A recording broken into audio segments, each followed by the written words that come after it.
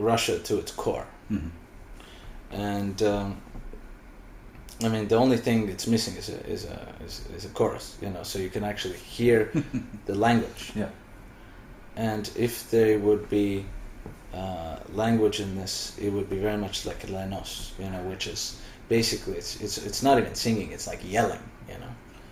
And the inflections would be not so much to do with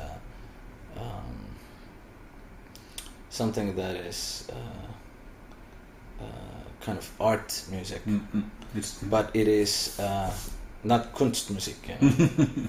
but it is something which is so inherently real, you know, and so grounded to the earth, instinctive, intuitive, yeah. And I feel that you know, this is not only an intellectual masterpiece, this is a spiritual masterpiece. This is something which connects you to the ground and the earth like nothing else. You have to see it for what it is. I mean, this is a dramatic dance piece. It's actually much more of a modern dance piece than a ballet even. I mean, at that point there was no such thing as modern dance, so he put it into the context of ballet because that was the only form of art which was actually inclusive of a dance dance movement. Yeah. When you conduct, it seems like you're dancing. Well, look, these are over every single section of this piece is a dance, and if it can be a furious, savage dance. It could be like the sacrificial dance.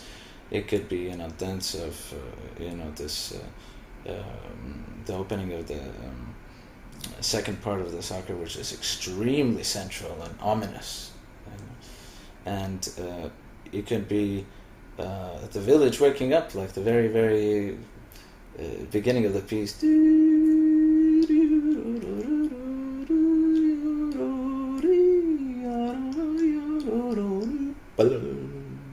And then you have these conversations. The English horn comes in, then the back to the bassoon. Then you have the E-flat clarinet, then the oboe, then the flute. They all, and finally the whole thing ends abruptly to have the bassoon again. That main character reassert his, hey, listen, I'm the village boss, and then starts the party.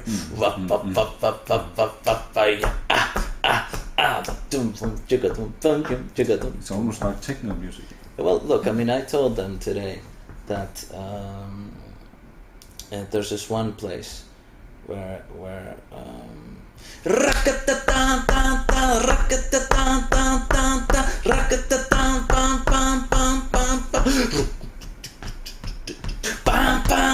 I told him it's like a DJ who actually is in a club and mutes some tracks, and then you hear only the backgrounds. And then he unmutes them again. Then you have, you know, and it's actually, in my opinion, that's so. We have to always take music which is classical and put it into modern context. We're living in modern times with modern affiliations, modern understandings of how we can actually take this music and relate to it. I mean, I see actually no point in trying to replicate history, because that's history, you know. Exactly. And I feel like even a Haydn symphony has to be performed so people today understand it, not only for its intellectual beauty and finesse and this and that.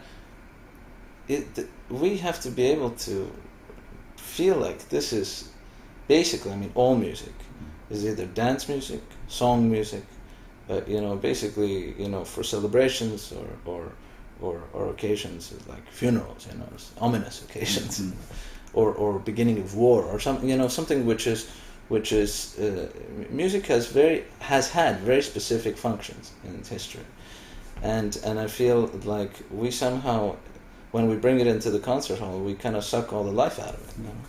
Yeah. So we shouldn't only make it concert music and make it kind of pristine and beautiful, but actually that's where we lose the audience. That's where the audience is like, what, really? Is this the way it's supposed to be? Okay.